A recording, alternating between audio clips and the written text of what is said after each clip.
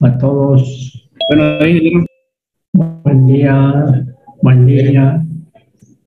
Aunque no es que esté haciendo un buen día, pero habrá que ponerle buena cara a este día. Un segundito, por favor. Hola. No sé qué está. Bien. De paso, vamos a ver al final de la clase, voy a poner los resultados del primer parcial. No quiero, antes de empezar la clase, darles malas noticias y agarran ustedes, van a tener broncas y agarran y se van, no. Al final de la clase vamos a ver. Bien.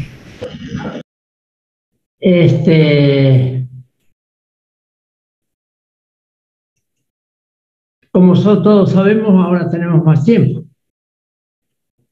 Yo ya estaba desesperado también porque nos falta bastante y no nos iba a dar tiempo, pero ahora con lo que nos han dado un tiempo extra, entonces nos va a dar tranquilo para concluir bien la materia. El proyecto, las defensas, todo eso. Bien.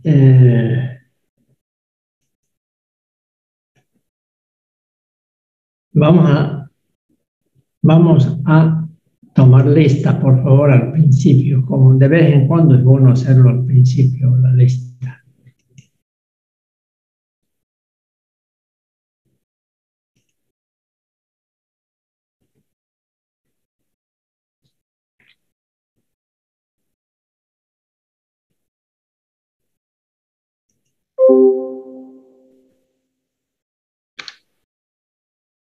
Tomando lista.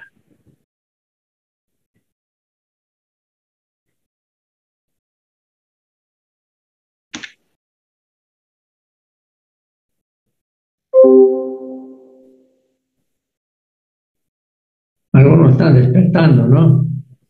Aldo Ticona, por ejemplo, está despejando sus lagañas. Pues también con el tiempo que hay, no da para estar ahí.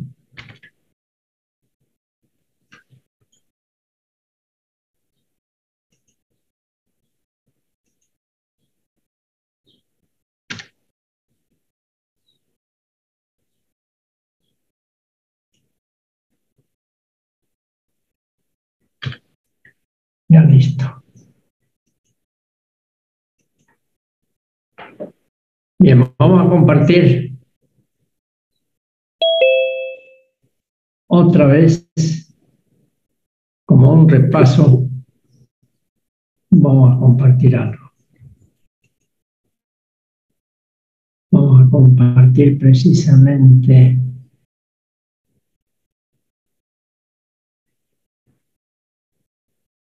un momentito.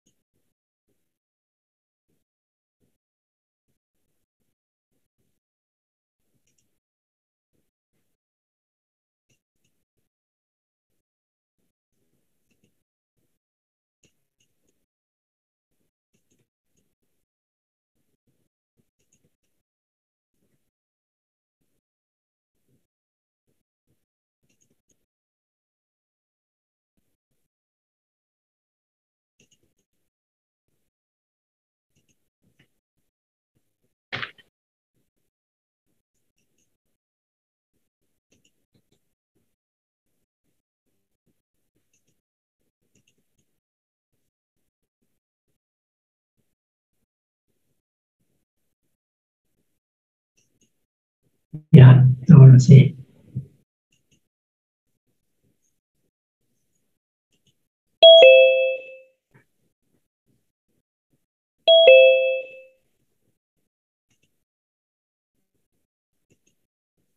Este bendito Creo que hay alguien que está esperando.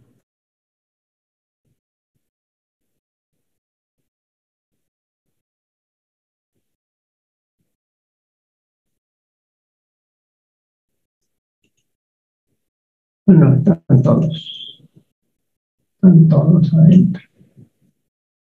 Bien, otra vez veremos este bendito diagrama de bloques y cómo están relacionados todos. Por ejemplo, ustedes ya han visto acá cómo determinados equipos de una central coordinan con otros equipos. Para que funcione todo, obviamente, lo primero es el agua, tiene que llegar. Ustedes ya han hecho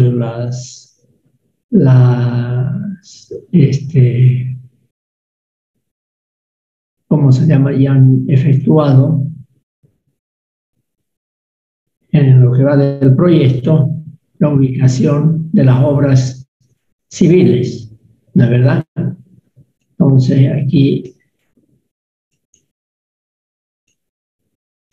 por ejemplo, está la obra de derivación, boca toma, desarenador, canal, cámara de carga. Y ustedes se supone que basta con que me hagan el dimensionamiento de el canal y en cuanto a obras civiles y de la cámara de carga. El resto no lo estoy exigiendo. En segundo lugar, la tubería forzada, el agua entra por acá, aquí llega con una velocidad de la grandísima, dependiendo de su altura, ¿no es verdad? Y transforma la energía cinética del agua en energía mecánica en la turbina por el choque, el empuje, digamos, del agua a la turbina, la cual a su vez obviamente, un momentito aquí, la cual a su vez, con el empuje del agua, empieza a dar vueltas hasta llegar a una velocidad. Un segundito.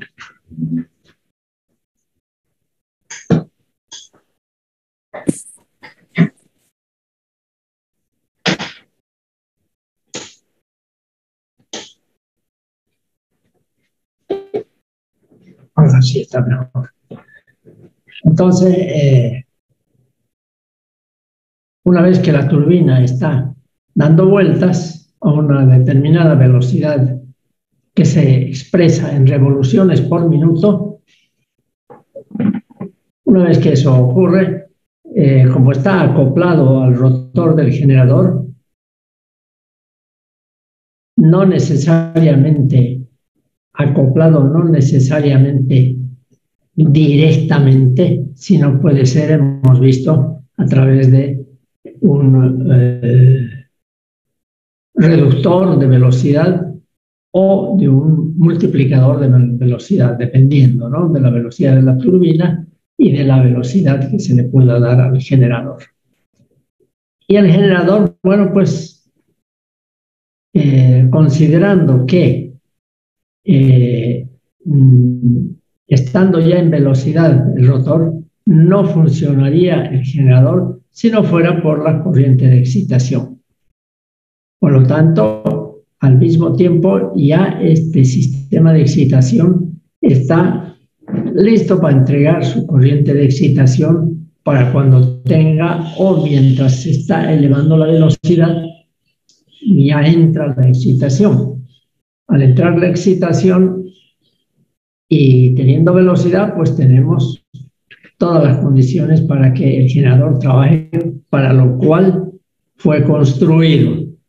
El sistema de excitación puede ser de varios tipos, y aquí quisiera adelantar que no hemos hecho por si acaso, no hemos hecho una explicación detenida, así como existe un regulador de velocidad.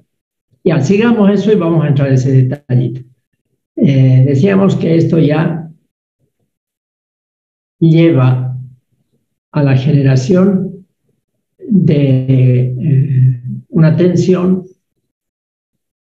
que a través de unos cables se va a llevar hasta la subestación, hasta las barras de salida.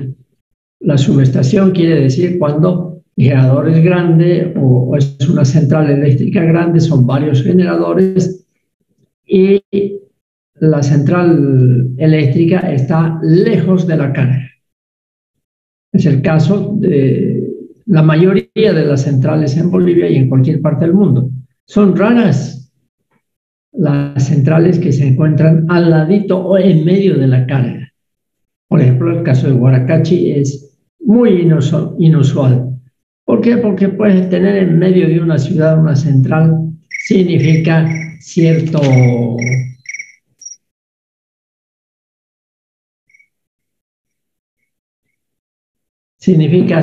grado de molestia para la ciudad. Existen normas que se hacen respetar, obviamente, en todos los casos, normas para que el ruido que a la fuerza tiene que haber dentro de la ciudad, por lo que el rotor y la turbina y el choque del agua, etcétera, hay pues un ruido enorme que lo vamos a poder percibir cuando les muestre un video que yo grabé mientras hacíamos una visita a Songo. Es un ruido ensordecedor y un ruido pues de cualquier naturaleza, un ruido de cualquier naturaleza molesta pues al barrio donde está. Entonces generalmente si existiera una central en una ciudad, se la pone en las afueras de la ciudad. Bueno, pues cuando la pusieron Guaracachi en las afueras de la ciudad, en ese momento estaba, y está nomás ahora entre tercero y cuarto anillo, entre tercero y cuarto anillo. Prácticamente era pues fuera, todo era vacío, no había terrenos. Estamos hablando de los años 70. En el mejor de los casos, había casas hasta el segundo anillo nada más. ¿Ya? Entonces, era lejos, pero no tardó más de 10 años y se quedó pues en medio. Han tenido que tomar otras medidas de tipo especial para encajonar de tal forma cada una de las unidades de generación, la parte de esta parte, ¿no? Como térmica en el caso de donde la turbina es turbina a gas. Entonces se han tenido que tomar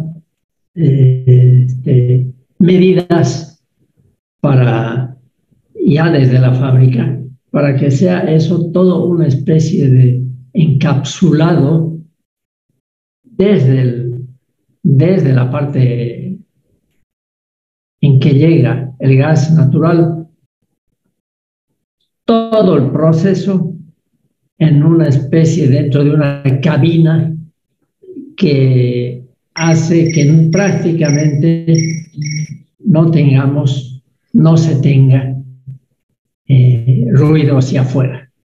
Ahí incluso hay normas del medio ambiente que dicen que a tantos metros de una maquinaria, peor todavía en una ciudad, a tantos metros de distancia de la planta, los decibeles deben ser tanto y hay que cumplirlos. Entonces hay formas de atenuar ese ruido. Lo que no ocurre en una central hidroeléctrica normalmente, porque se está a cientos de kilómetros muchas veces o decenas de kilómetros por lo menos.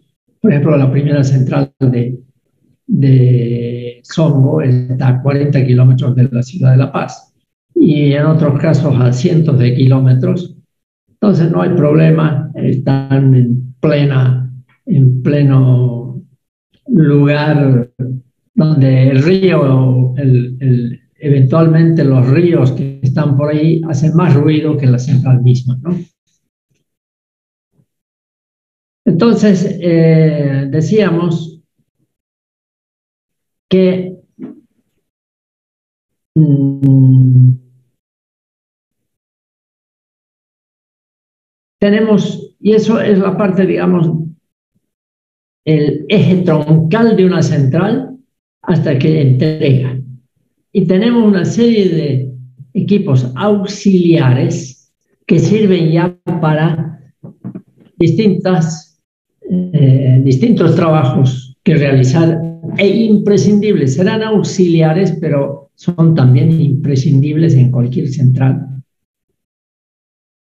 moderna. Por ejemplo, el sistema de excitación es auxiliar en la medida en que no pertenece al generador como tal. En teoría, el generador funcionaría sin sistema de excitación. Pregunto, cuando uno dice auxiliar, parecería que dice algo que está bien, pero que si se daña, no le afecta o le afecta menos. ¿O puede la central seguir adelante sin ese equipo auxiliar?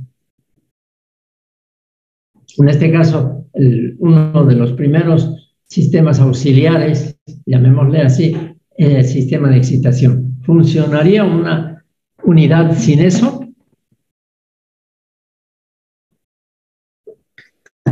Espero una respuesta. A ver No qué me podría, dice. ¿Ah? no podría, o al menos en un comienzo no. Al No podría. menos, El inicio no, digamos, ya después, o no sé. no entiendo. A ver, despacito y más bien fuerte, cerca al micrófono. Creo que no podría, pues, generar ¿Por qué no eso, podría? porque es lo que hace que comience a generar energía, ¿no? La corriente de excitación. Ah, pero ¿cómo es eso? ¿Y cómo lo hace? ¿Por qué la corriente de excitación hace que genere energía eléctrica? En este momento no sabría decirlo. Claro, ¿y por qué el flujo permite eso? ¿Cómo que no sabría? Rosal, ¿qué me dice? ¿Por qué el flujo es importante? Parecería que estoy haciendo...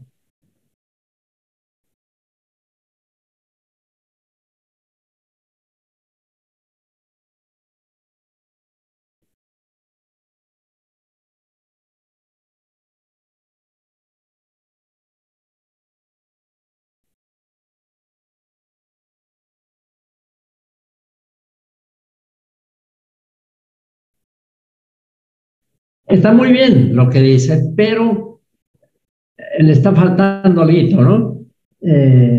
Porque no es una fuerza por lo menos no es una fuerza de tipo mecánico, pero sí puede ejercer una fuerza el flujo. Pero el objetivo principal del flujo es que al variar el flujo que atraviesa las bobinas del estator, por la ley de Faraday, se genera una fuerza electromotriz. Y si se genera una fuerza electromotriz, pues va a poder entregar a la carga eso y por lo tanto vamos a tener recién funcionando. Pero, ¿por qué les decía es auxiliar en cierta forma?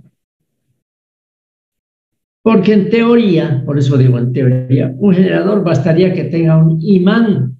Si lo que quiero es flujo, basta un imán en el rotor y se acabó. El rotor lo va a hacer dar vueltas a la turbina y con eso resolvimos el problema. ¿Para qué me voy a complicar con un sistema de excitación eventualmente de tipo brushless sin carbones o el otro del tipo con, ¿cómo se llama? Rectificadores y qué sé yo. Si puedo poner un imán, ¿no es verdad? Pero ¿por qué no lo resuelvo así?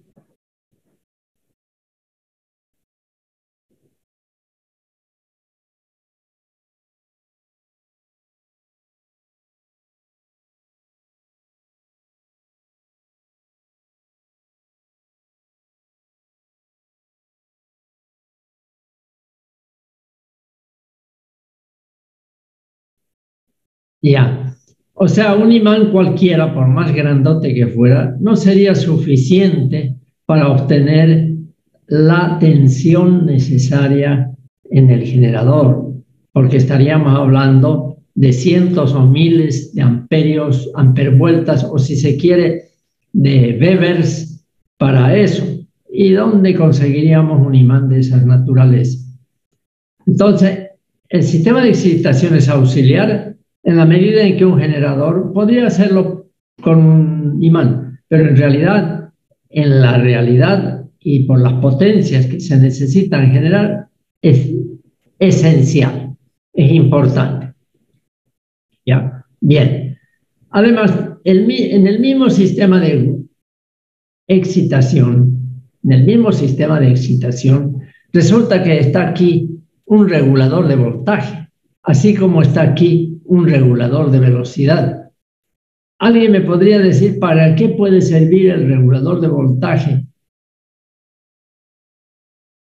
¿Ah? ¿Para qué me puede servir el regulador de voltaje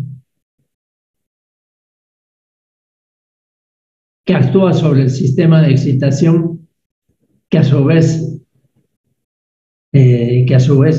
genera la corriente de excitación para que funcione el generador? Pero ¿para qué necesito un regulador de voltaje? Ah,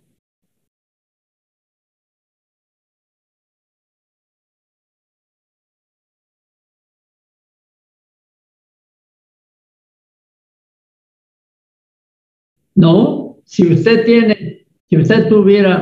le mandaría una corriente de excitación constante en el sistema de excitación, le puede mandar una corriente constante. Por ejemplo, decir 100 amperes de corriente continua. ¿Por qué no? Si depende de él mismo, el sistema de excitación, mandarle eso depende de sí mismo, no depende de otras variables.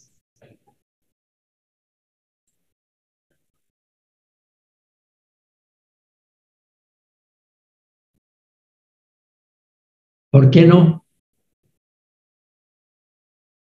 Estable, estable. ¿Por qué va a ser distinto el voltaje si el voltaje de salida depende de la fuerza electromotriz, la cual depende de la corriente de excitación? Por lo tanto, si yo le mando una corriente de excitación constante,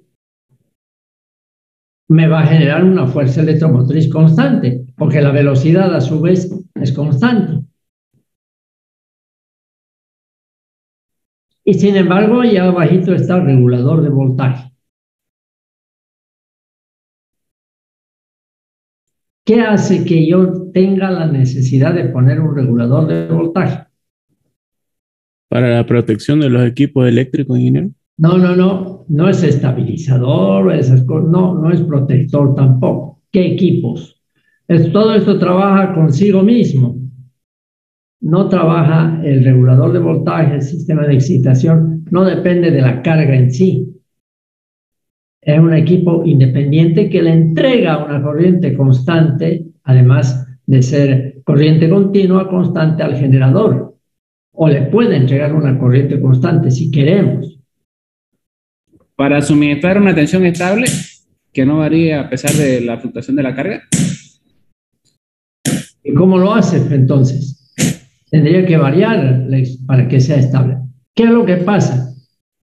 Lo que pasa es que ustedes todavía no tienen, y para eso es este diagrama de bloques, no tienen la visión completa de la generación. Solamente sabemos que hay una turbina, que hay una transformación mecánica cinética del agua o del gas en mecánica, en velocidad, la velocidad en el generador en una en energía eléctrica. Y sin embargo hay muchos otros equipos más. Bueno, eso está bien como visión actual, pero resulta que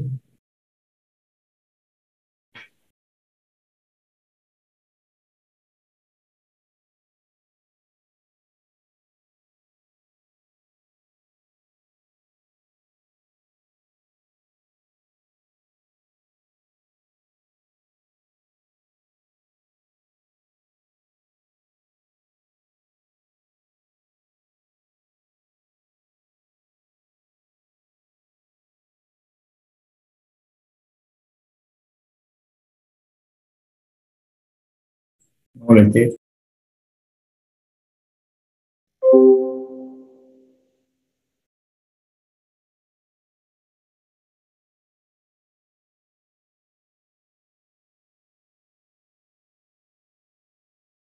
Recording stopped.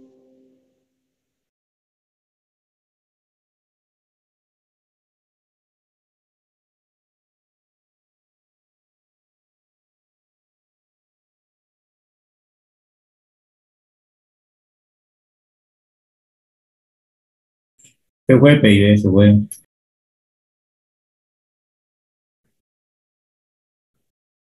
¿Saben qué? ¿Me escuchan?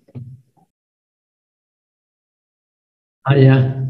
Estoy con un problema desde hace unos días se está reiniciando mi computadora sin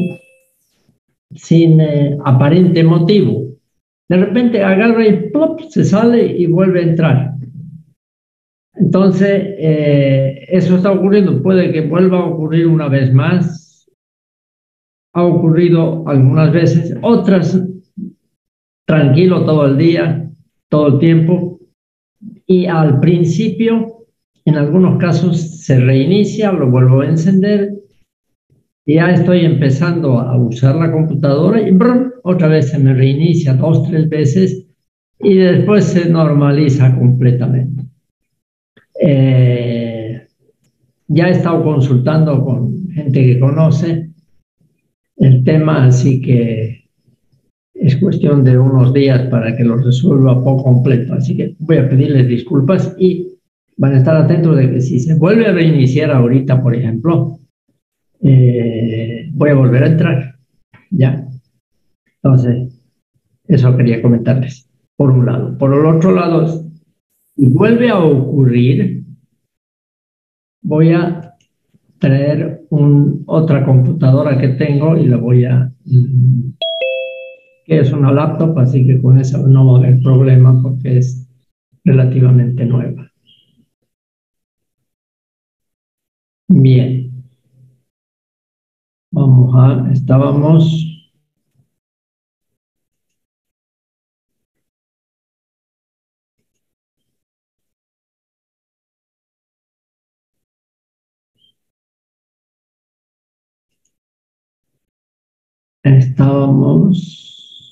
con el diagrama de bloques. Ya.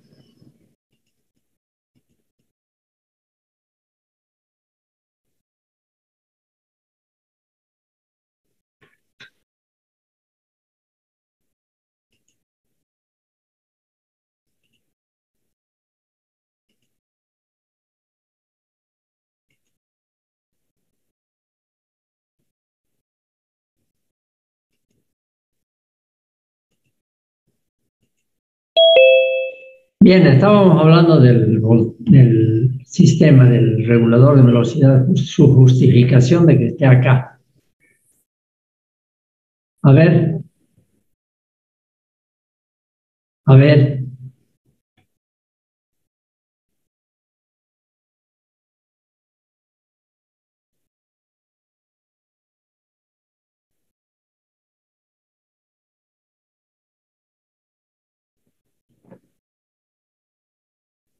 ¿Sí o no? ¿Alguien quiere opinar que eso puede afectar fuera de IBET?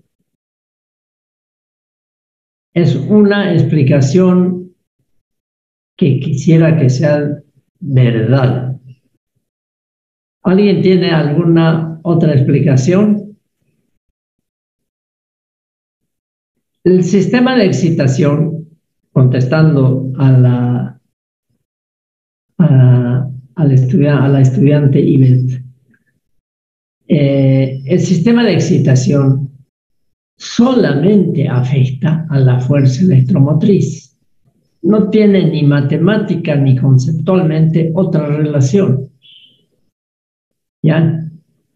Por lo tanto, lo único que puede afectar la tensión de salida es la fuerza electromotriz, la que a su vez es afectada por el flujo de excitación. Flujo de excitación que depende de la corriente de excitación. Ningún otro factor le afecta a la tensión de salida. Por una parte. Por la otra, por lo tanto, quiero decir, si este sistema, el regulador de voltaje, trabaja exclusivamente con lo que son flujos y tensiones, nada más. De otra parte, ya que mencionó Ivette el tema del caudal, el caudal no depende de la cantidad solamente del río, del agua en el río, porque si hubiera menos agua que la que necesita la turbina, y por lo tanto el generador, y por lo tanto la carga, si hubiera menos agua que la que necesita, no habría equipo acá de ninguna naturaleza que podría resolver ese problema. Si hubiera menos agua, ¿qué es lo que básicamente ocurriría? O menos o excesivamente. Simplemente, y aquí, qué bien que haya contestado mal, amiga Ivette, así nos permite aclarar algo más, que ya debería estar claro, obviamente, pero que no está. Esta formulita que ustedes ya han calculado, han utilizado, que dice que la potencia que sale en el caso de las hidráulicas a 9,81 por caudal por altura, y todo eso afectado por la eficiencia. Como vemos aquí, si hubiera aquí el caudal que necesita la carga, que necesita entregársele en potencia, o sea, si este caudal fuera menor de lo que está en un cierto momento, entregando con una potencia tal que lo que tiene la carga, entonces no podría entregar la potencia efectiva para nada. O sea, no le afecta el caudal a la tensión de salida, así como no le afecta a la corriente de excitación a la potencia que entrega. ¿Ya? Entonces, no tiene nada que ver el caudal ni la cantidad de agua que requiere la turbina respecto a la tensión de salida. La tensión de salida es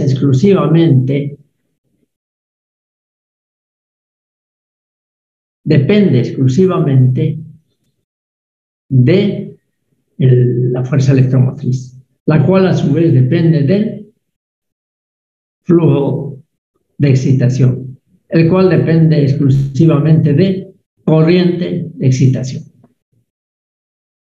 Pero, y aquí entra en juego el siguiente equipo auxiliar, entre comillas, pero,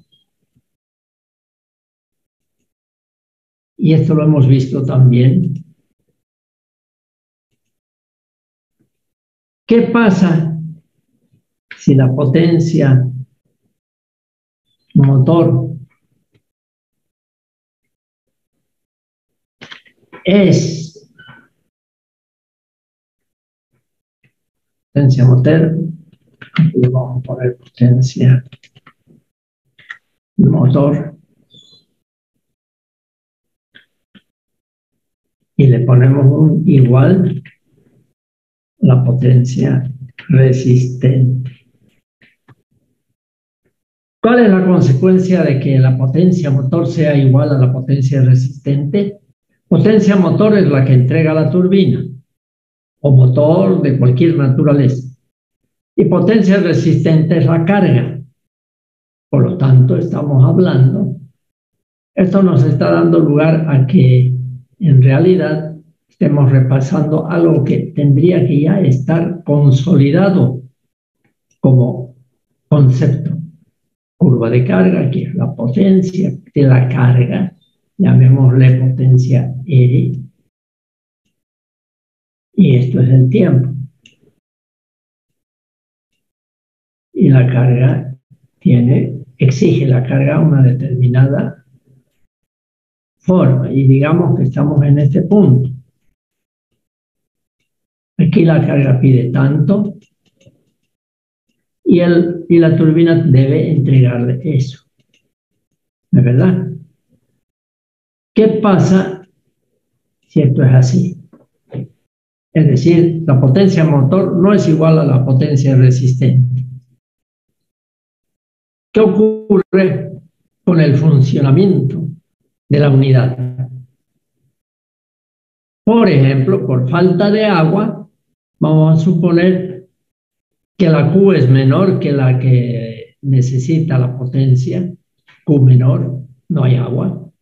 Va a salir una potencia menor que lo que pide la carga.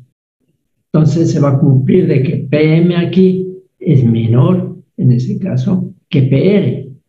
¿Qué ocurre con el funcionamiento de la central, de la unidad?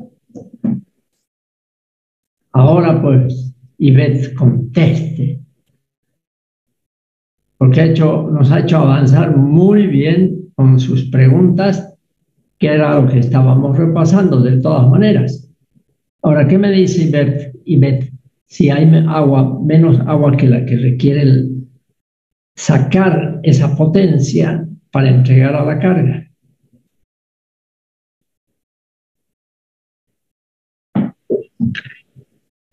Tengan en cuenta que el caudal del agua, no es que el agua es inteligente, digamos, el caudal o las lluvias, no tiene nada que ver como efecto o como, digamos, como un ser pensante sobre la carga. La carga está yendo por su lado, es lo que necesitan los miles de personas y equipos que utilizan la energía eléctrica.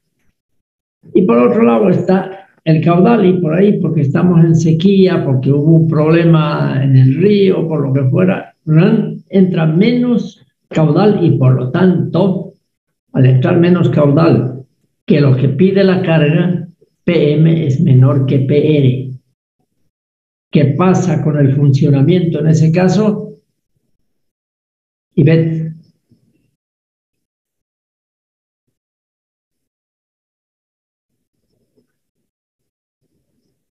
Disculpe, ingeniero, ¿me lo puede repetir? Se me estaba escuchando entrecortado. Ya. Preguntábale, ¿qué ocurre con el funcionamiento de la unidad generadora? La unidad generadora es todo, ¿no? De esta central con una unidad generadora, digamos. ¿Qué ocurre con su funcionamiento si la potencia que está entregando la turbina al generador es menor que la carga, que lo que pide la carga en ese momento? Por ejemplo, la potencia motor está entregando 50 kilovatios y la carga resulta que es 70.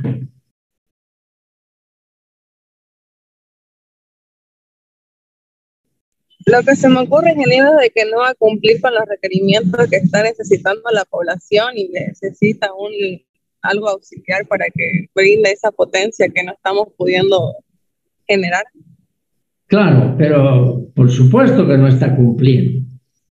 Pero ¿qué ocurre? ¿No se puede dar esa situación? Se puede dar. Particularmente se da a menudo en épocas de sequía en una central. Pero no por eso dice la central, bueno, que pase esta época de sequía y después charlamos. Además de que eso puede ocurrir en forma, digamos que aquí estamos en esta central hidroeléctrica. De repente el canal viene un derrumbe o un obstáculo que hace que gran parte del agua se bote y vaya hasta la cámara de carga menos, de forma imprevista, en época de lluvias, por ejemplo. Entonces, al haber menos caudal, va a haber menor potencia entregada al generador. Y el generador, y la carga que le importa lo que ocurra con el canal o con lo que sea, a la carga le interesa que le entreguen lo que pide. Pero si no le entrega lo que pide y es menor lo que le entrega, por eso digo, la potencia motor es menor a la potencia resistente, ¿qué ocurre con la central?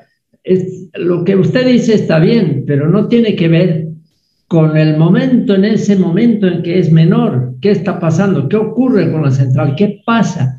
¿Cómo responde la turbina en ese caso? Creo que ahí se debería disminuir en todo caso el flujo, se tiene que regular o se tiene que adecuar el sistema de excitación. No le estoy, disculpe que le interrumpa, no le estoy preguntando qué es lo que voy a hacer para normalizar. Le estoy diciendo, en condiciones tales en que la potencia motor es menor que la potencia resistente, ¿qué ocurre con el funcionamiento? No le digo cómo va a resolver. Es instantáneo eso.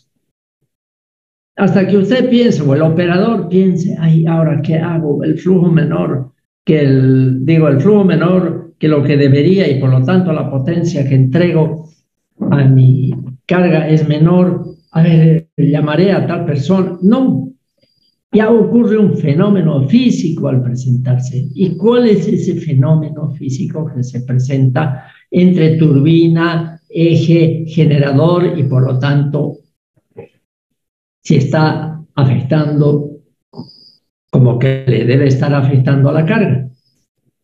Pero físicamente, ¿qué ocurre? No le pregunto, ¿qué hago entonces para mejorar? Primero sepamos qué va a ocurrir. Una anomalía. Ya después veremos No sé, cómo lo ingeniero, resolvemos. cómo va a ser su funcionamiento de la turbina si ocurre este caso. ¿Cómo? No sé qué va a pasar con el funcionamiento de la turbina si ocurre este caso. Ya, bien. Esa es una buena respuesta. No sabe qué va a pasar. Ahora yo espero de otros compañeros que digan qué puede pasar. Cuando hemos visto este aparato, ¿para qué sirve el regulador de velocidad? Hemos hablado de este tema, hemos empezado a hablar hasta hemos entrado al principio a hablar de este tema, hablando de la ley de Newton. ¿Qué pasa si la fuerza resultante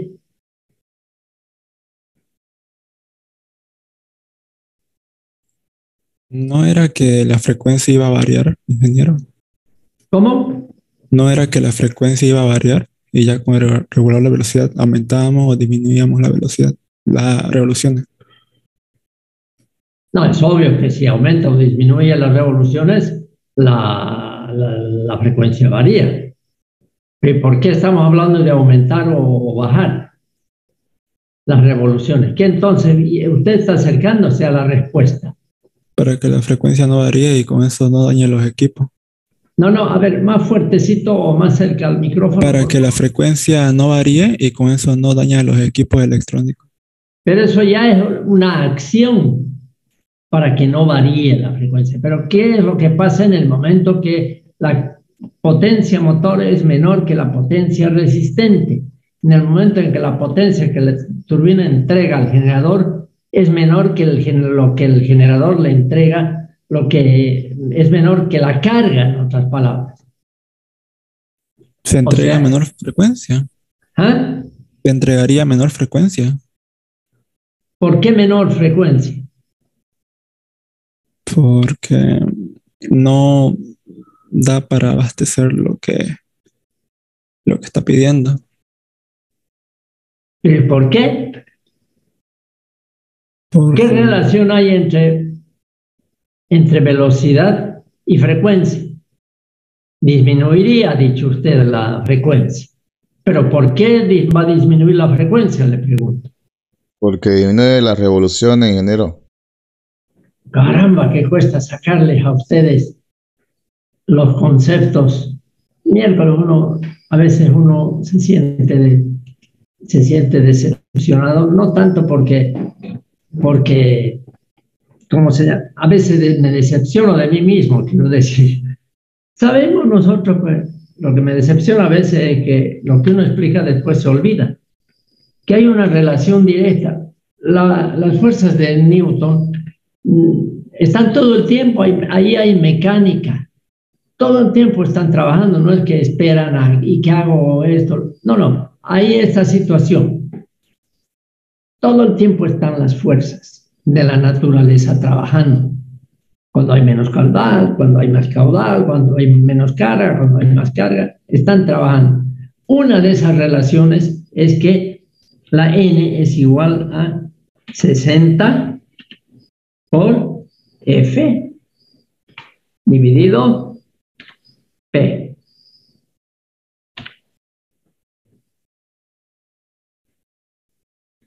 Entonces, la consecuencia directa de que la PM sea menor que PL quiere decir que en el eje, en este eje, que es donde están aplicadas una fuerza motor que le da la turbina, a su vez esa le entrega el agua, y otra fuerza resistente, una potencia resistente que es la carga que está entregando el generador. Esas dos se contrarrestan, se contraponen, ¿no? Contraponen. Si la potencia motor, por lo tanto, es menor que la potencia resistente, la fuerza motor que hace que el eje dé vueltas va a ser menor que la fuerza resistente. Por lo tanto, la N, ¿qué va a ocurrir si la fuerza resultante, por lo tanto, es negativa? Fuerza motor menos fuerza resistente, donde la fuerza resistente es mayor que la motor, quiere decir que la velocidad, que la fuerza total resultante es negativa. Si la fuerza motor es negativa, perdón, si la fuerza resultante es negativa, ¿cómo es la velocidad? Disminuye. Disminuye, porque Newton dice que la fuerza es igual a masa por aceleración. Si la fuerza es la resultante, por lo tanto la fuerza es negativa, la aceleración es negativa, por lo tanto disminuye la velocidad. Esa era la pregunta, Ivette. ¿Qué ocurre? Ingeniero, gracias. Ya entendí mejor. Ya. ¿Qué ocurre cuando la potencia motor es menor que la potencia resistente? Haciendo todo este recorrido a esta expresión que hemos puesto acá, haciendo recuerdo de Newton, a la velocidad, la aceleración va a disminuir, la velocidad va a disminuir. No es que va a disminuir la aceleración, perdón, va a ser negativa, por lo tanto va a disminuir la velocidad. Y si va a disminuir la velocidad n, ¿qué va a disminuir aquí? La f. Entonces, va a resultar, ante esa situación, que le estoy entregando, el generador está entregando a la carga una tensión, por ejemplo, en vez de 50 ciclos, 40. Eso es lo que es ilegal ya para la ley. ¿Por qué? Porque entregarle una frecuencia distinta a la frecuencia convenida de cada país, eso afecta la vida útil, afecta las pérdidas, afecta la eficiencia de los equipos que ocupan para funcionar energía eléctrica.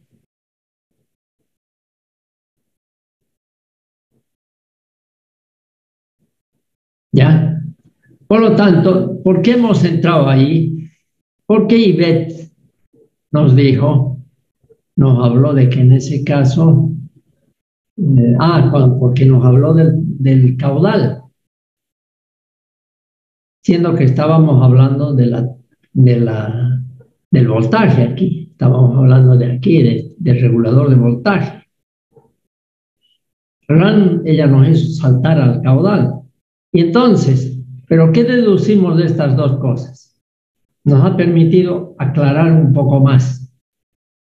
Miren que no es decepcionante tampoco en el sentido de que ustedes por primera vez de repente están oyendo estos temas que algo deberían haber oído en algunas materias anteriores. Por ejemplo, cuando hablamos de generador, están las máquinas de corriente alterna rotativas, que ahí deberían haber visto lo básico. Entonces, diremos que por un lado está el tema del voltaje de salida, que depende de la fuerza electromotriz, como lo hemos demostrado. A su vez, la fuerza electromotriz depende de la corriente de excitación. Por lo tanto, la única forma que tengo de mejorar, subir o bajar la tensión de salida es subiendo o bajando la fuerza electromotriz. Y la única forma que tengo para variar la fuerza electromotriz es variando el flujo. Y la única forma que tengo para variar el flujo de excitación es variando la corriente eléctrica. Incluso hemos hecho un ejemplito. Basta que en el circuito de la corriente de excitación haya un reóstato y yo pueda mover la resistencia de ese circuito para que aumente o disminuya la corriente de excitación. Por un lado, y ese es un parámetro de salida de una central eléctrica, hidro o térmica, no importa. Un parámetro de salida es la tensión de salida. El otro parámetro es la frecuencia. Y el otro parámetro de frecuencia, ¿qué influye en la frecuencia para que esté bien? Si bajó, como en el ejemplo que decíamos, porque bajó la N, porque la potencia motor esta vez es menor que la potencia resistente, baja la N, por lo tanto bajaría la frecuencia. ¿Qué hay que hacer? Hacer todo lo posible porque la N no baje. Es decir, cuando está tendiendo a bajar, hay que subirle, compensarle de esa forma. ¿Y qué es lo que hace entonces en forma automática este equipo regulador de velocidad? Es eso. Cuando ve que disminuye la velocidad, tiene un sensor, lo compara en una unidad de control y manda una orden para que el caudal, si es hidroeléctrico, si bajó, aumente de caudal.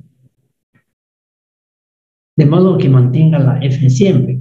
Ahora, si en el río no hay agua o hay poca agua y en el canal hay menos agua de lo que necesita para ciertas potencias, por más regulador de velocidad que haya, que va a ordenar para que suba la velocidad si es que bajó, porque la potencia motor es menor que la potencia resistente, ¿no es verdad? Por más orden que le dé el regulador de velocidad para que aumente el caudal, si no hay agua, ¿qué va a poder hacer? Nada. No hay nada que hacer ahí. Y van a tener que entregar con menor frecuencia si quiere atender a todos. A toda la carga, bueno, ya va a decir, no, con esta frecuencia no puedo atender a todos. Entonces, aguántense con 40 ciclos, por decir, con todo lo que eso vendría desde el punto de vista legal, etc. Pero normalmente no se hace eso. Si hay menos agua, y es la única central, hay menos agua, y no puedo más que entregarte 40 ciclos, pero la ley me obliga a entregarte 50 ciclos, porque si no te friego tus equipos, a mediano o largo plazo, ¿qué hago? Que ustedes en su perra vida han tenido la situación de que el sistema interconectado, la generación no puede entregar a las 6, 7 de la noche toda la potencia que requiere la carga. Desde que nacieron siempre han estado con luz y todo bien.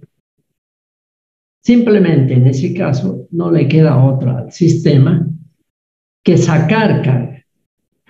Si la potencia resistente es mayor que la potencia generadora, potencia motor,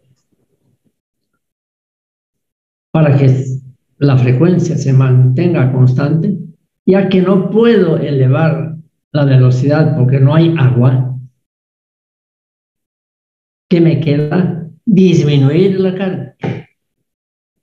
En ese caso, el operador de la distribuidora le va a decir al generador, mira, con esa carga te entrego 40 ciclos.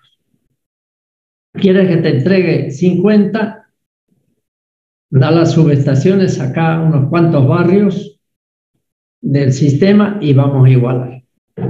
Eso es lo que ocurre. Y eso, claro, si es una situación como a veces ocurre y ocurrió en Brasil, en Colombia, donde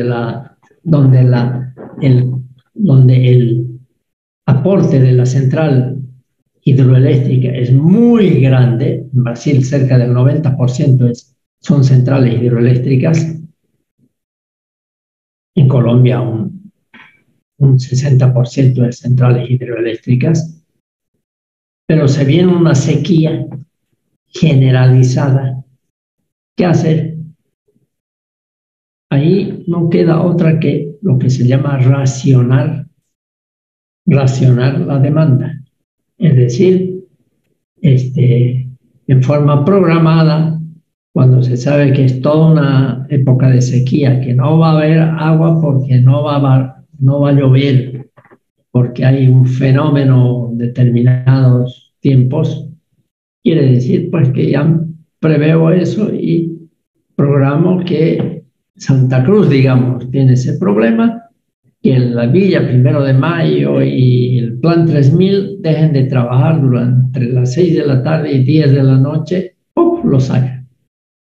¿A que no es suficiente? Entonces el norte,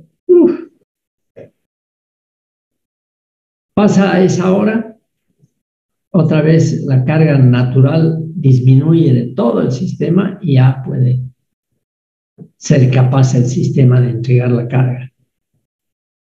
Se raciona y se rota muchas veces los barrios, ¿no? Para que no sea siempre el mismo barrio cada día el que va a salir del sistema.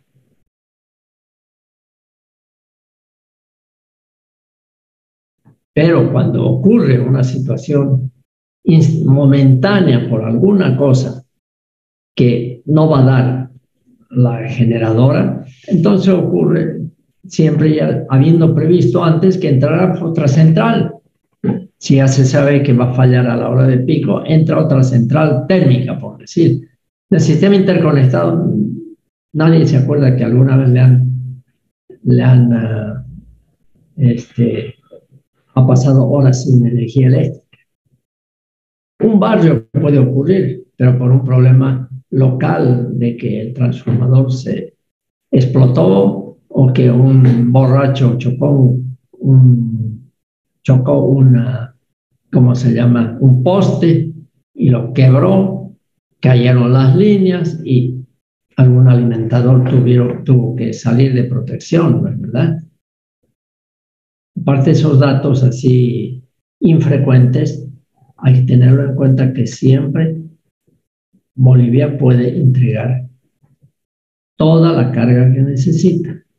Entre otras cosas, porque ya el otro día les dije que creo que tiene alrededor de 3.000 megavatios instalados en cuanto a potencia instalada de generación, y la demanda es la mitad, 1.600 megavatios.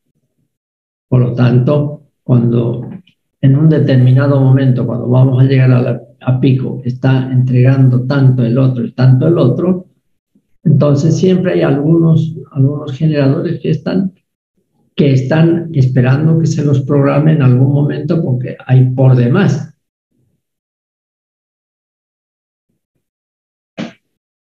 ¿Ya? Ese ya es otro tipo de especialidad, el programar el despacho de carga de unos a otros. En todo caso, hemos repasado para qué sirve no hemos terminado. Hemos introducido sin querer, porque nos desvió Ivette cuando habló de caudales, y nos introdujo de nuevo a ver para qué sirve el regulador de velocidad. Por lo tanto, el regulador de velocidad sirve pues para mantener la velocidad constante todo el tiempo, siempre que haya agua, ¿no es verdad? Para subir o para bajar, no importa, o gas o lo que fuera, pero hay un regulador que automáticamente mantiene la frecuencia prácticamente constante, porque nunca puede ser totalmente constante dentro de un cierto rango.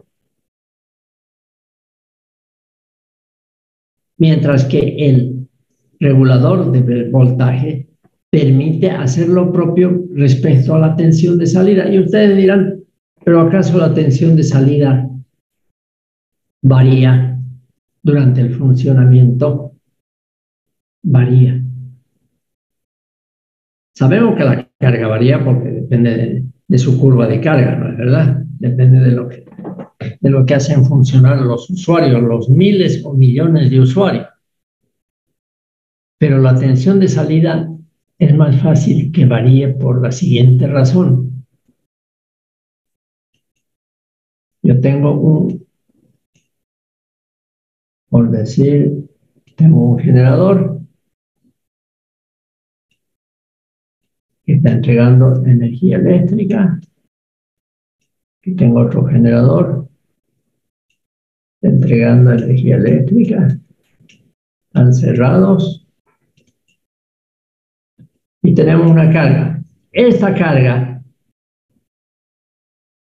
a su vez, va hasta una subestación con un gran transformador, ¿verdad?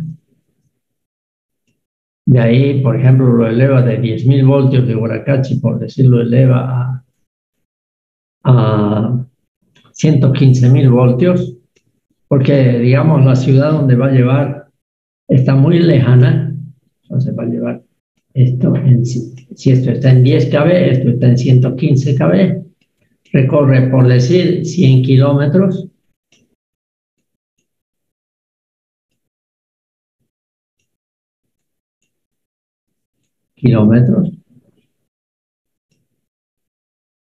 y recién está la carga.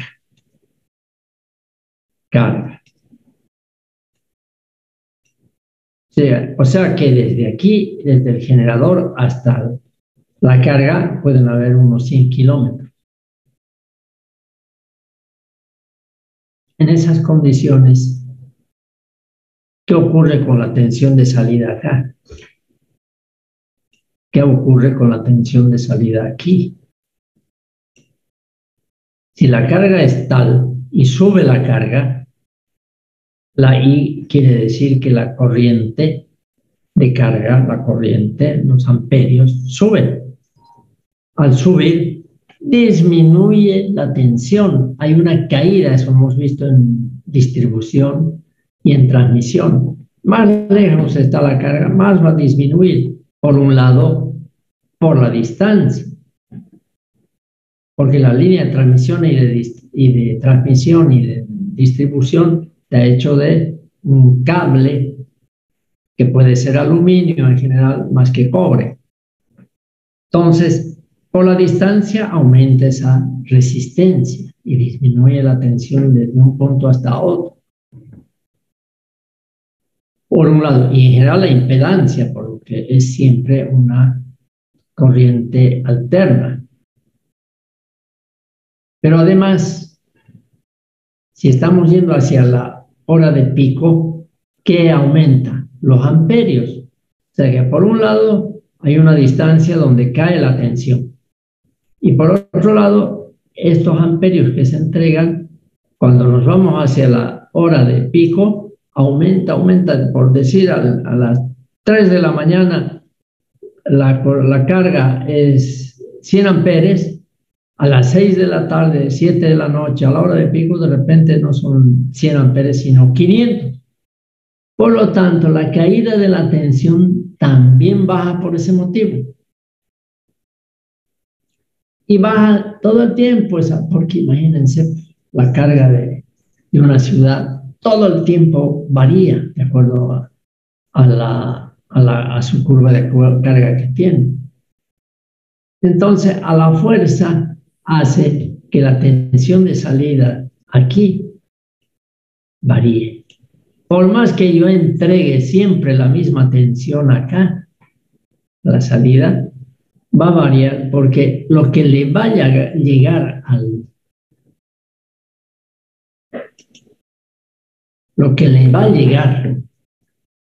al usuario después de que vino la corriente desde la central, pasó por una línea de transmisión, le llegó a la ciudad, de ahí hay otros transformadores, la red local, va a variar, porque esas corrientes de carga de todos varían. Entonces, para mantener dentro de cierto rango, por lo menos esa tensión de salida, se hace que la tensión en lo que depende de la central sea lo más constante posible. Ya después, cuando varíe, porque la carga varía y la caída varía, ya es problema de distribución, ya es problema de transmisión, ya no es un problema de la central. Por eso es que normalmente en una central se gradúa este regulador de voltaje para que, por decir, vamos a poner, en la mañanita, o sea, la tensión de salida de la central en la mañanita que sea 10 kV, hasta 10 kV desde las 0 horas hasta las 7 de la mañana, digamos.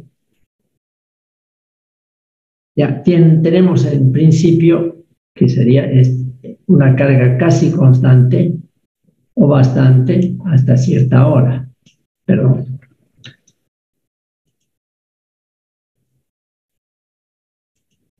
Aquí, hasta cierta hora tenemos una carga casi constante. Ahí lo mantengo en 10.000 voltios.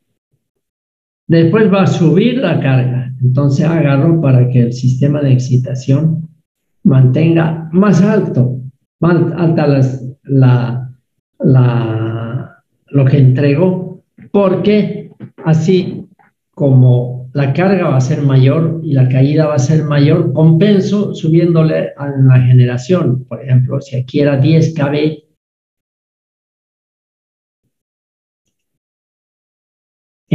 durante el día, que sea, por decir, 11 o 12 kV. No sé si se llega hasta esos niveles. ¿Por qué? Porque así el usuario va a seguir recibiendo los 220 o 380.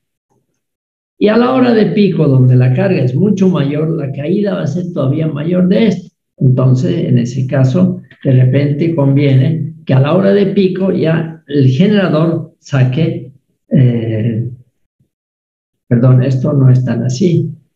Digamos que a esta hora es 10, no sube tanto, 3, por decir una cosa.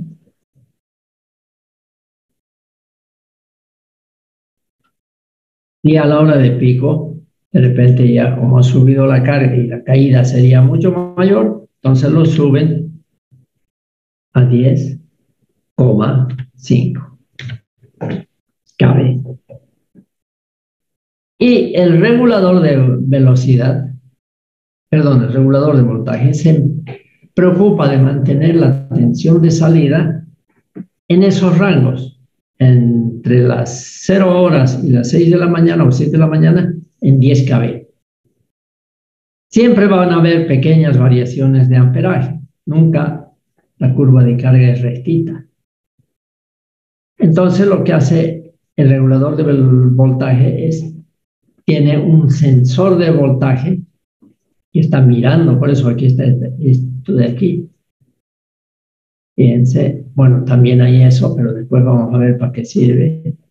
Hay un sensor de voltaje aquí que no lo estamos aquí, no lo es tampoco aquí.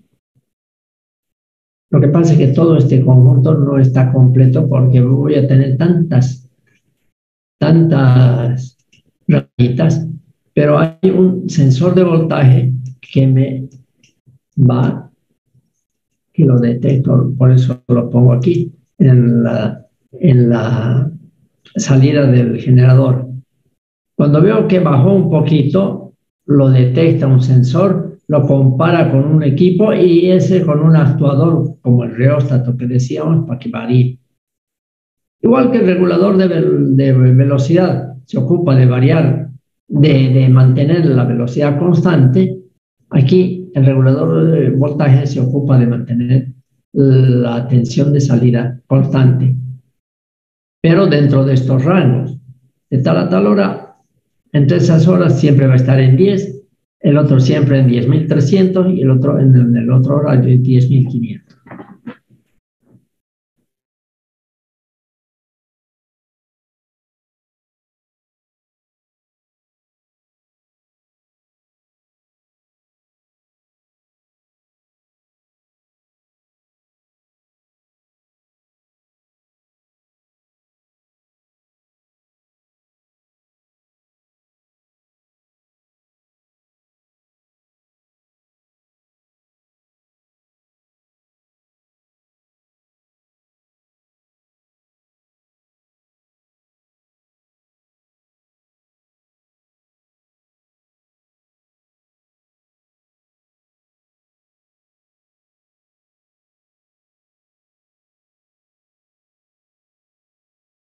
Recording stopped.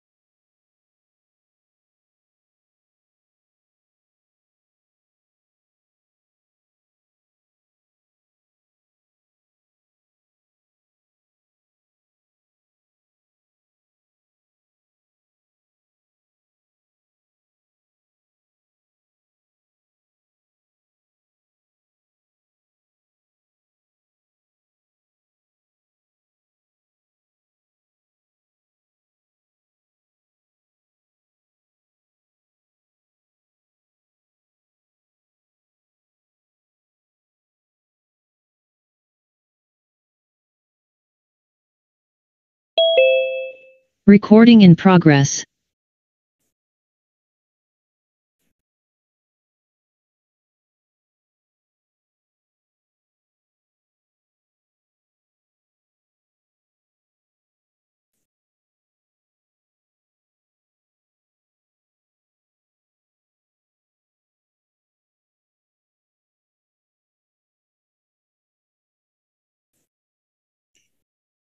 Volvió a ocurrir.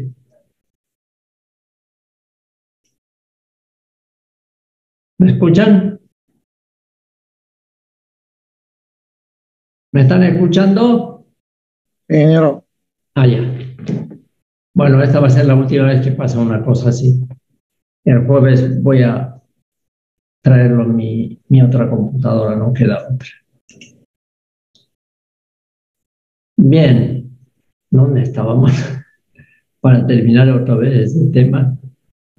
Pero no me, ¿dónde está esto? Ya, un segundo, tengo que habilitarlo.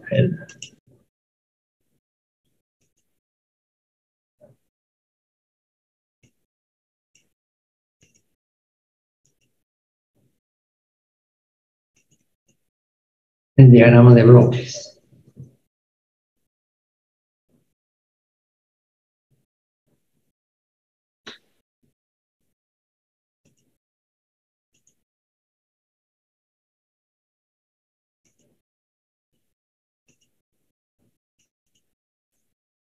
Bien, de nuevo. Entonces decíamos que hemos vuelto a ver que por un lado está el regulador de voltaje que me permite dentro de ciertos rangos mantenerlo constante o bastante constante. Fíjense que el regulador de voltaje, como va a trabajar solamente con resistencias o con corrientes y pequeños voltajes en general, todos los equipos y los componentes de un regulador de voltaje, su sensor, su unidad de control, su actuador, todos son sistemas eléctricos o electrónicos. Entonces, es mucho más rápido, no es como el regulador de velocidad, que tiene una parte que es el actuador, donde para que varíe el caudal y mantenga la velocidad constante, como hemos explicado ya, necesita fuerzas, necesita una central oleodinámica. Acuérdense del tema sobre centrales hidroeléctricas, sobre el regulador de velocidad, ¿no? Que tiene un sensor, el regulador de velocidad, por eso está esta flechita, que está sensando la velocidad del eje. Y una vez que compara la velocidad con una de referencia, actúa sobre la aguja que habíamos dicho. Entonces, aquí, como ven ustedes, mientras que el sistema de la regulación del voltaje es un trabajo, digamos, que hacen dentro de lo electrónico totalmente, por lo tanto, nada de estar manejando grandes fuerzas, ni mucho menos, ahí se manejan puros vatios, miliamperios y demás hierbas. Desde el punto de vista del actuador y de las velocidades de trabajo de estos reguladores de voltaje, es pues muy rápido lo que pueden hacer, como todo lo que es electrónico, ¿no? El reloj, cualquier cosa electrónica que trabaja sobre señales, los tiempos de respuesta, los tiempos que emplean para hacer sus trabajos, es rapidísimo. Mientras que el regulador de velocidad tienen un sensor que es electrónico que le manda la información de la velocidad instantáneamente, podemos decir. En eso igual, y tanto así que el regulador de velocidad, tanto de un sistema que el sensor, en este caso, tanto de un sistema térmico o de un sistema hidroeléctrico, es el mismo. Detecta la velocidad y manda la información instantáneamente. La comparación de los valores con uno de referencia es una unidad también electrónica, un procesador. ¿Ya? Y lo que sí varía entre una termoeléctrica y una hidroeléctrica es que la termoeléctrica puede tener un actuador que acciona el caudal de gas si fuera termoeléctrico a gas, que también, o si es, ni qué decir, un motor, que también tiene sus válvulas de accionamiento rápido. Mientras que la hidroelectricidad, como tiene que mover una aguja, tiene que mover unas paletas de una turbina Francis o Kaplan, unas paletas que tienen peso, que necesitan, además son tienen peso porque son de acero, porque además tienen que aguantar grandes presiones y para moverse se requieren grandes fuerzas. Entonces, el actuador de una central hidroeléctrica necesariamente emplea grandes fuerzas para mover esa bendita aguja o esos álabes reguladores de las Francis o de las Kaplan. Necesita toneladas de fuerza. Por eso hay una central oleodinámica que genera ese aceite a presión para hacer ese trabajo. Por lo tanto, la velocidad de respuesta de un regulador de velocidad hidroeléctrico necesariamente es mayor que la velocidad de respuesta de un regulador de velocidad de tipo termoeléctrico. Y en ese caso, como hemos visto, hemos involucrado ya en las explicaciones y no siempre de repente he sido muy claro, por eso es que las respuestas de nuestra amiga Ivette han sido muy vagas, en algunos casos no, muy bien, pero eran importantes. Para ustedes, estudiantes, es importante equivocarse y no contestar bien por casualidad o no contestar bien porque le vino una iluminación, ¿no? O por pura intuición. La intuición siempre es buena, ¿no? Pero si uno no se equivoca, uno no vuelve a repasar y no lo hacen repasar al profesor para entrar en los detalles que uno no captó.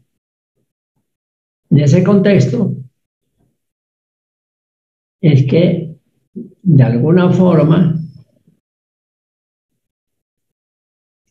hemos entrado a ver hasta ahora todo esto. Aquí ya podemos extender miren, todo esto ya está visto.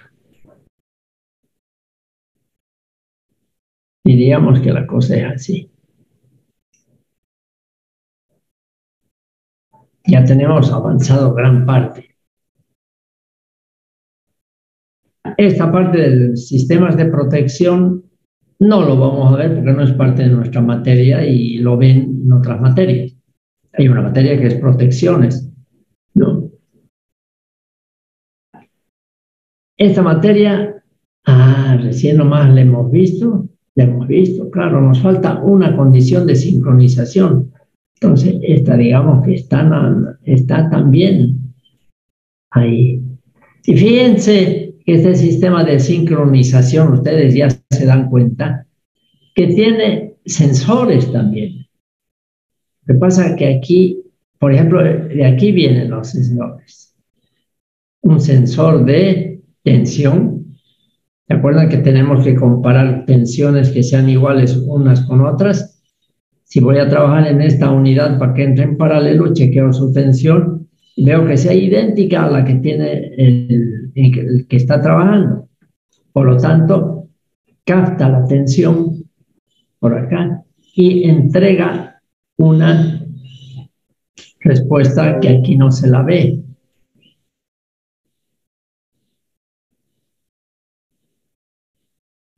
Pero como no solamente capta la tensión, en realidad hay una respuesta que además aquí parece que, aquí está. Cuando es tensión, cuando tenemos que igualar tensiones, capta la información con un sensor o mirando equipos y mirando los tableros de voltaje. Y cuando ve que es distinto a lo que debería ser, manda un actuador para que accione sobre el sistema de excitación y lo eleve o lo baje de acuerdo a la necesidad para igualar al otro. También tiene otro, lo que pasa es que aquí debía haber hecho una flecha y otra flecha para chequear la frecuencia del sistema y comparar con la frecuencia que tiene el sistema. Y digamos, si la orden es de que son distintos, igualito, captar la frecuencia y mandar la información, ya no por acá, a este lado, sino mandar al actuador a que en el inyector o en la carcasa varíe la velocidad para hacer variar la frecuencia. O sea que aquí hay otra entradita, aquí mismo hay otra entrada que también es frecuencia. El orden de fases ya lo habíamos visto, que hay que demostrarlo y después dejarlo así. Nos falta, hemos dicho, una condición para poder entrar en paralelo. Y esa miserable condición la vamos a dar ahorita, siempre y cuando no vuelva a despotricar esta mi computadora. Parece que la computadora tuviera mi edad, por eso está ya viejita. Pero no es así. Tendrá para sus bañitos, pues ya he debido cambiar desde que trabajo, desde que uso computadora, pues cuántas ya habremos cambiado. No solo porque se ponen viejas, sino que se ponen sobre todo obsoletas, ¿no? O otros problemas. Pero lo que quiero hacer hincapié aquí es que casi nos queda poco para abarcar. Porque después de saber sincronizar totalmente un generador a todo un sistema que está trabajando, sincronizar significa poner en paralelo, acoplar en paralelo a otros generadores.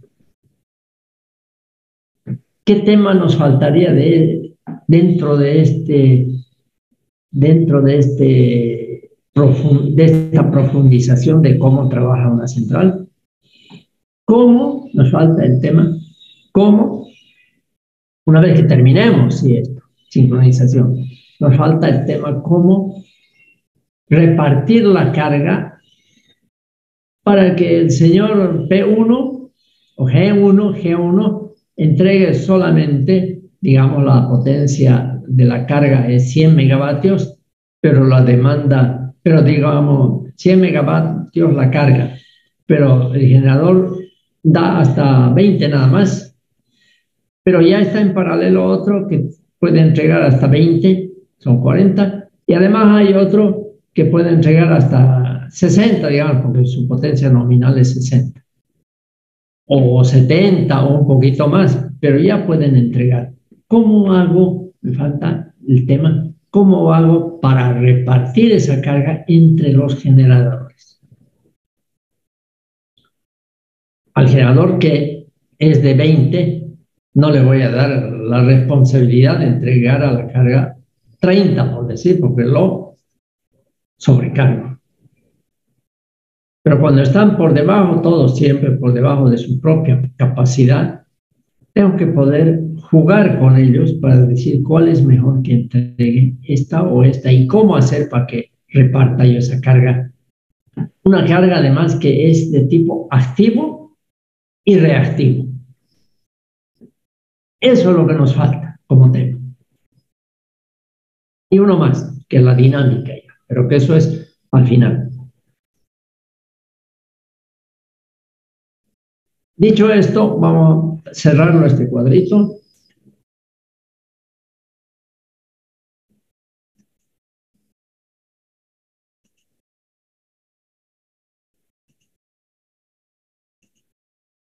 Y nos vamos a dejar de compartir.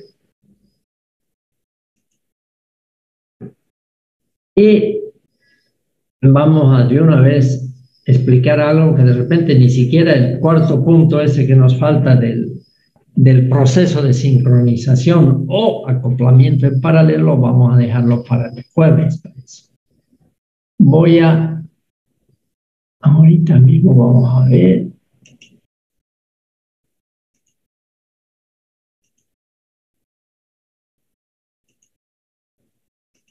Claro, como se ha reiniciado varias veces, 2 veces o 3, entonces este archivo que tengo en Excel resulta que lo vuelvo a preparar para compartir. Este es el susto que quería darles. Este es el resultado de su miserable participación en el P1. Y estas son las notas. No es este el que quiero mostrarles. Ya, no les voy a pasar este todavía. Las notas son reales, pero les explico ahorita, porque no estarán como yo debía verlo.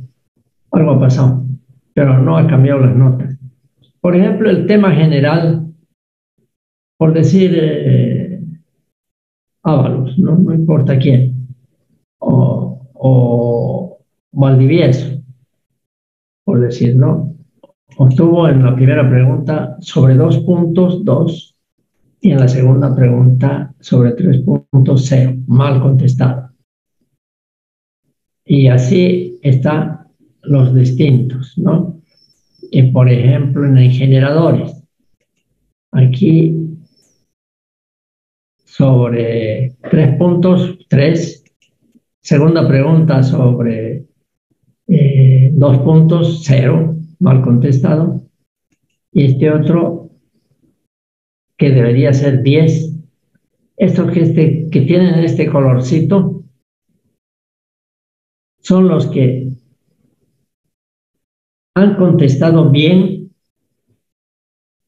han puesto cuánto es el flujo de excitación necesarios para la potencia que hemos visto en el ejercicio, pero en los casos estos, y en este caso por ahí me equivoco, me van a decir ustedes posteriormente, pero en estos casos resulta que de lo que he podido observar, por ejemplo este otro también, todos esos casos de lo que he podido observar, llegan a la respuesta correcta dando un salto mortal. ¿Qué significa dar un salto mortal? Hacer un procedimiento del ejercicio que les está llevando al fracaso en algún punto. Y llegan a un punto en el cual ya no hay que poner la respuesta final, pero como les está llevando al fracaso el desarrollo de ese ejercicio, dan un salto mortal y ponen la correcta solución. Pero como yo reviso cada uno el procedimiento como va yendo, entonces le pongo una mínima nota. En algunos casos ni siquiera entregan, de repente por algo está 0. O directamente aquí la respuesta es equivocada, entonces la máquina le pone 0. Aquí la máquina no chequea el desarrollo, ¿no es verdad? Sino que chequea cuánto le salió. Entonces aquí probablemente tiene 10 para la máquina. Pero como reviso uno por uno, esta es la que está yendo con un desarrollo, pero la respuesta sería, por decir, 25%. En el caso nuestro es 13%, si mal no recuerdo la respuesta correcta. Pero el ejercicio le está llevando para que ponga 25%, por decir, o 18%. Pero sin embargo aparece la respuesta correcta. A eso le llamo un salto mortal, en el último instante. Una primera explicación. Otra segunda explicación es que, como dice acá, y por eso es que me está extrañando, debo tener una versión un poquito más moderna, he anotado con amarillo lo que debería ser 0. Es decir, todo tema hay que contestarlo bien, todas las preguntas. No se puede saber un tema si yo sé una pregunta buena y una mala. Cuando resuelvan un problema en la realidad, en la profesión, que tiene que ver con un cierto tema, no es que pueden decir, este tema en la universidad yo lo había resuelto, pero me saqué, en realidad me saqué 60. Y ese 40 que falta es porque porque contesté algunas preguntas mal.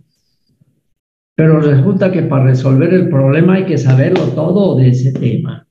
No un poco o pasadito de 80, porque si justo el problema está en el 20% que no sé cómo se resuelve, no, es como si valiera 0 en la vida real.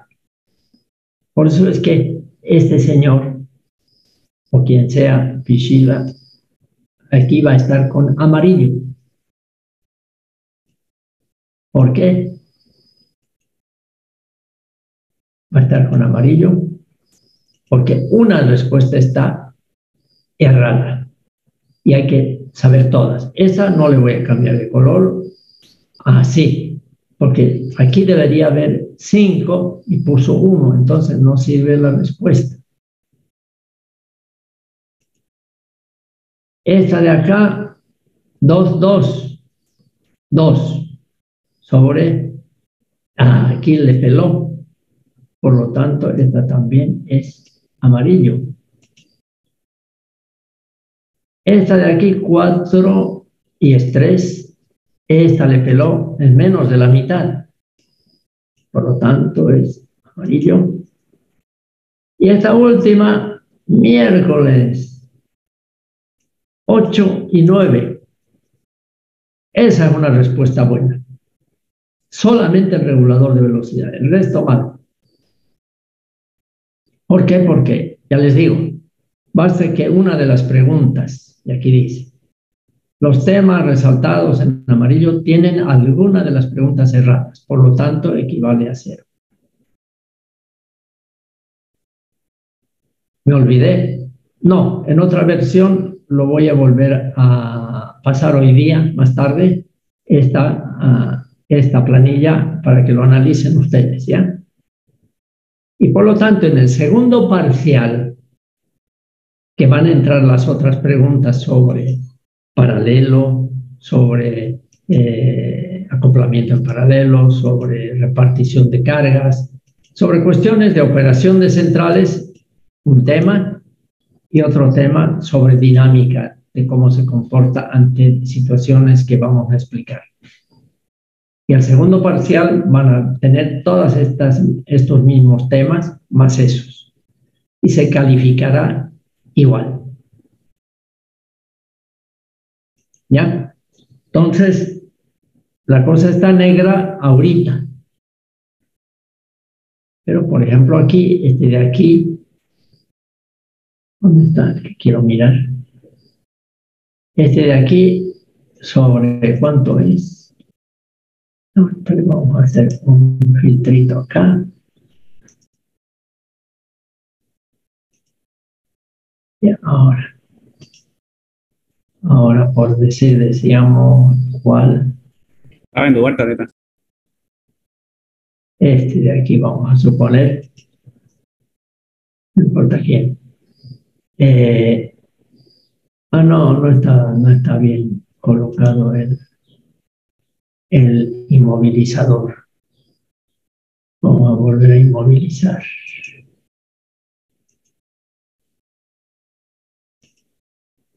Ahora sí. Estábamos hablando de cuál quería hablar. Este, por ejemplo, ¿ya? Aquí, sobre 2 tiene 0 y este 3 sobre 3. Entonces, este 0 porque una está mal. Entonces, a ese le pondría yo, ¿cómo se llama? Aquí, perdón, amarillo. Este tiene 3 y 1, pucha, un desastre.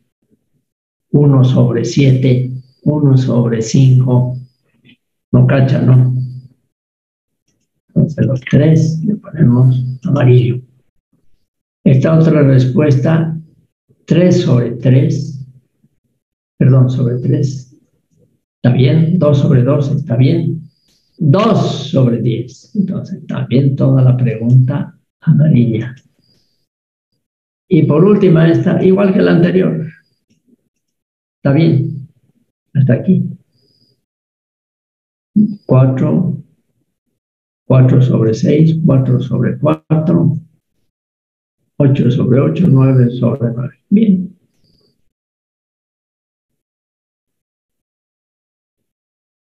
Por lo tanto, su nota, si quisieran ustedes sacar, sería esto. 4 más 4 más 8 más 9. Esa. Mientras que hay otros ejemplos. O sea, visto así, es un desastre. Un verdadero desastre este primer parcial. Pero como les digo, vamos a volver a repetir todos los temas. Vamos a aumentar los 2 temas que faltan. Y sobre eso vamos a calificar por tema. Entonces aquí no hay una nota final. No es como la clásica nota de aquí en el primer parcial obtuve 70 y más 40 que obtuve en el segundo parcial y el final vale tanto. No, no tiene sentido eso. Profesionalmente hablando. Yo estoy enfocado siempre a lo que van a hacer en la profesión y que yo les haya enseñado. La competencia. ¿Ya? Entonces, más tarde lo voy a volver a poner esto con este añadido que me faltó en esta planilla. Nada más por el momento en ese sentido. Y como lo van a tener ya, no todo debe ser perfecto de mis calificaciones. Puedo haberme equivocado, pero particularmente tiene mucha importancia el ejercicio sobre el flujo porque somos eléctricos la mayoría, gran parte. Por eso tiene una ponderación elevada.